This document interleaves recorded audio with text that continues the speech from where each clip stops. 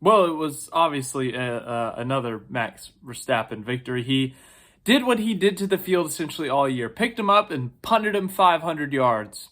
But yes, of course, Max Verstappen won his 19th race of the year. 22 races this year, only lost 3. Genuinely crazy, genuinely insane, historic season for him and Red Bull. Highest winning percentage in a season by a single driver. I think highest winning percentage by a constructor in a single season.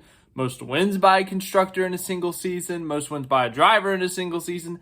First driver to lead 1,000 laps in the season. I mean, he broke every record that there was possible to break this year.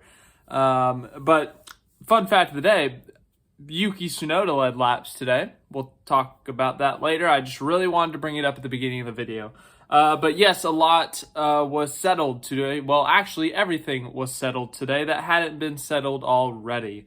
Drivers' standings, position changes, constructors' standings, position changes. We have those final results now. That was the big topic. The biggest of those being the constructors' battle for second place. It came down to Mercedes and Ferrari. It came down to 3 points, I believe. Yep, just 3 points. Mercedes ended up with 409, Ferrari with 406. There were some shenanigans going on those final few laps. Leclerc was second place on the track. Sergio Perez was third, but Perez had a 5-second penalty after contact with Lando Norris coming into the backstretch chicane.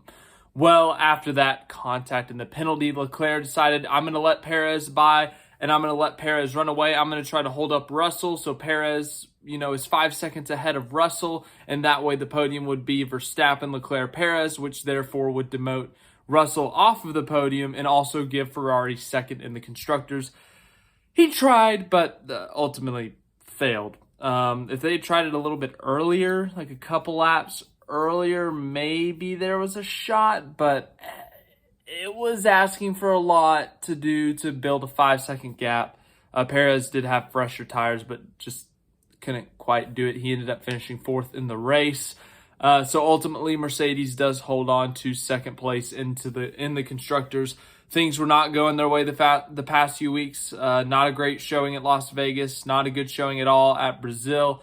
And Ferrari had found some momentum, obviously with the podium at Vegas and some other good results, but ultimately just fell short. Just some mistakes, and then also some things just out of their control, like the manhole cover in FP1 last week at Vegas. They may look back and they may look at that one instance at Vegas and say, that was it. That was our constructors championship, finishing second. That was the difference right there. And yeah, you could argue that, but I think you could go back and argue a bunch of things over the season, as we've seen before with different championships. But ultimately, Mercedes does finish second in the constructor standings. Ferrari third. McLaren holds on to 4th. Aston Martin ends up finishing 5th. Alpine 6th. There was no threat from behind, and they couldn't move up, so they had basically locked up. I think they had mathematically locked up 6th before today. Williams ended up just holding on to 7th. AlphaTauri actually looked really good this weekend. We saw Yuki Tsunoda with his best qualifying effort after qualifying 6th. Was in that 5th to 8th place range most of the day. Even led some laps, as I said. Great way for Franz Tost, team principal of AlphaTauri, to end his career. Ultimately, they would have wanted to finish 7th in the constructors, obviously, but still, really good race today for them. Really good race for Yuki Tsunoda. Of course, finished 4th in this race 2 years ago, but was overshadowed by the championship fight that was happening that year. But Yuki Tsunoda, this seems to be one of his best tracks, if not his best. And he showed it today. He did a really good job today. And that ended up holding, I guess they technically held off Alfa Romeo and Haas for 8th in the constructors. Alfa Romeo finishes 9th, Haas last in the constructors. Rough year for them, rough year for Alfa Romeo. But that's your final constructor standings. And then as for the driver standings, we actually had some changes here. Carlos Sainz, of course, his poor qualifying ultimately cost him in the driver standings and also cost Ferrari a bit in the constructors, obviously. We'll talk about that in the race results later. But the final point standings, we obviously knew the top three: Verstappen, Perez, Hamilton. But then Fernando Alonso actually finished fourth in the driver's standings. Him and Charles Leclerc were tied on points. The tiebreaker went to Alonso. I think they do it by highest finishing position. Both Alonso and Leclerc had a few second place finishes. So I guess they go to the next best finish and how many times you did each finish, something like that. But somehow Alonso gets the tiebreaker. He beats Leclerc even though they were tied in the points. And then they both beat Lando Norris by 1 point. So Norris finishes 6th in the driver's standings. Sainz falls to 7th in the driver's standings with 200 points. Russell finishes 8th with 175. Piastri finishes 9th, Stroll 10th, Gasly 11th, Ocon 12th, Albon 13th, Tsunoda 14th, Bottas 15th, Hulkenberg 16th, Ricciardo 17th, Zhou Guanyu 18th, Kevin Magnussen 19th, Liam Lawson 20th, Logan Sargent 21st, and Nick DeVries 22nd. That's your final driver standings. So anyways, let's look at the race results here. We're going to talk about this race. Yeah, Abu Dhabi, I mean, it's never really produced great racing.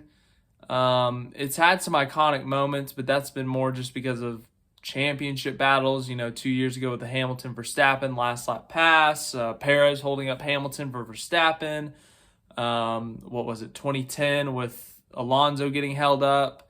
But other than that, I mean, Abu Dhabi's just not had great racing, to put it nicely. It had its moments today. There was some passing going on. Throughout the field, there was passing. But for the most part, I mean, there were some DRS trains at times. But it was an all right race. Nothing special. It wasn't the worst race. It wasn't the worst race at this track, but meh. Max Verstappen is your winner. As I said, I listed all those numbers at the beginning. His 19th win of the year. Did some donuts there at the end. I don't know what else to say on him. We've talked about him so much this year. He obliterated the field. He owned the field. He drop-kicked the field, whatever you want to say. Max Verstappen wins again. I'm sure he's going to do more winning next year if Red Bull is anywhere near as strong as they were this year. And, he is continuing to climb up on the all-time list of wins, podiums, all that stuff. So congrats to Max Verstappen and Red Bull on a great season. The RB19 ended up with 21 wins, I think. Insane.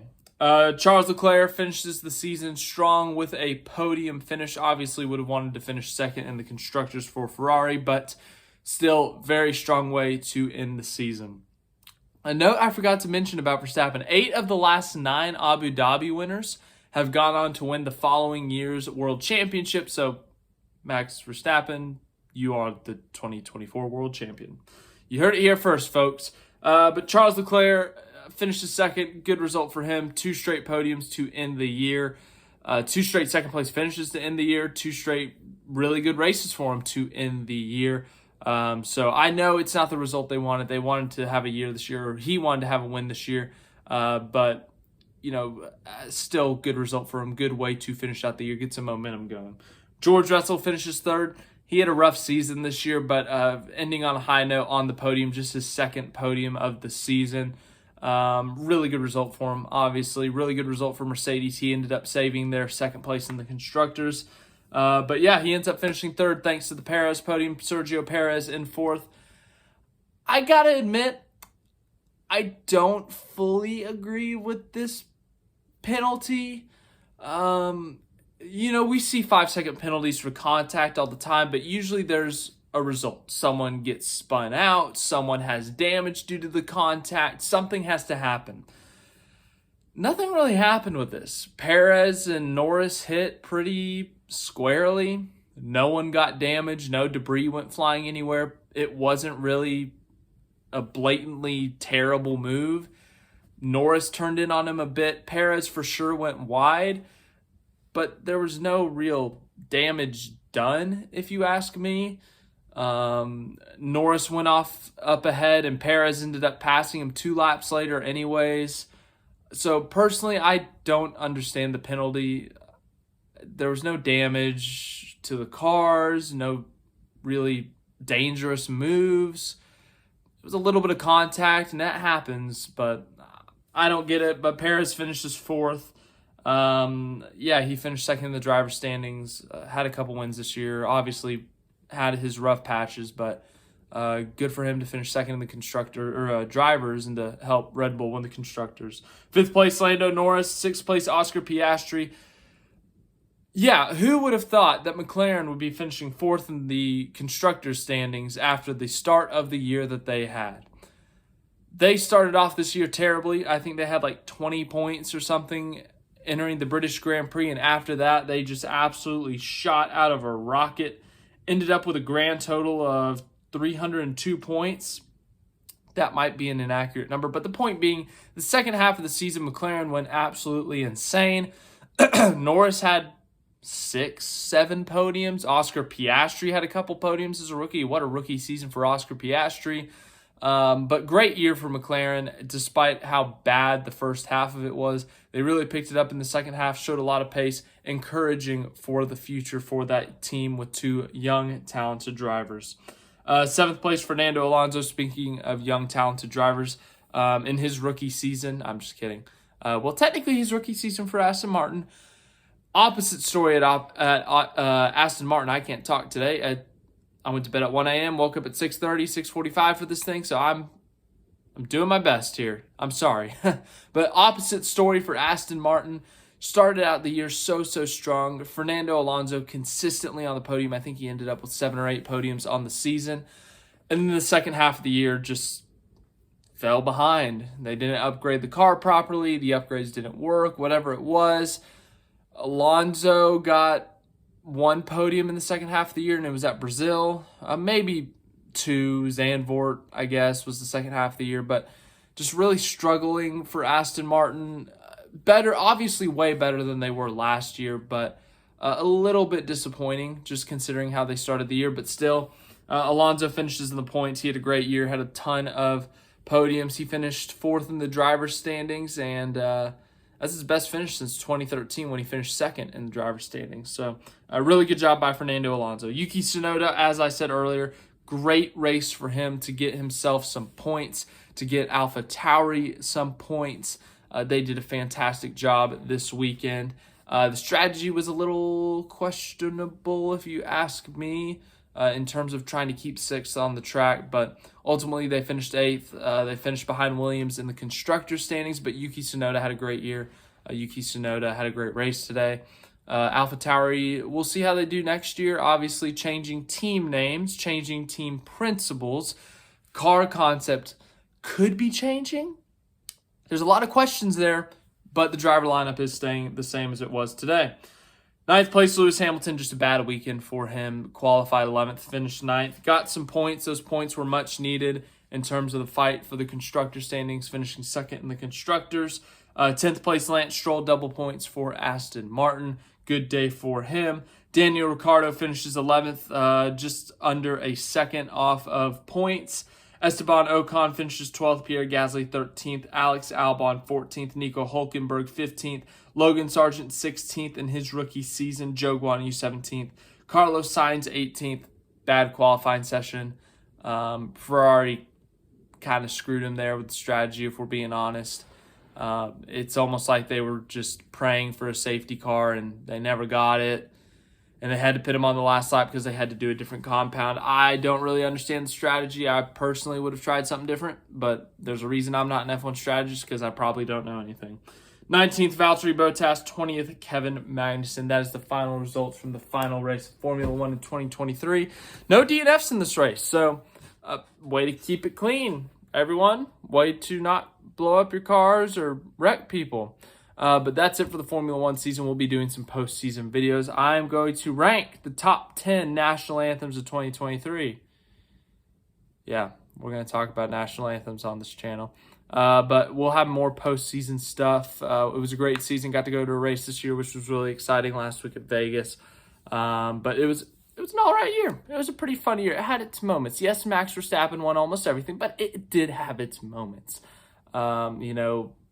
We saw some pretty crazy races last week at Vegas. Singapore got pretty wild. Brazil was a pretty solid race. Zandvoort got pretty crazy at times. Monaco had some rain. I mean, we had our moments where it was pretty fun. But as I said, postseason videos, we'll be talking about F1 stuff. So thanks for watching this video again. I hope you enjoyed it, and I will see you guys in the next video.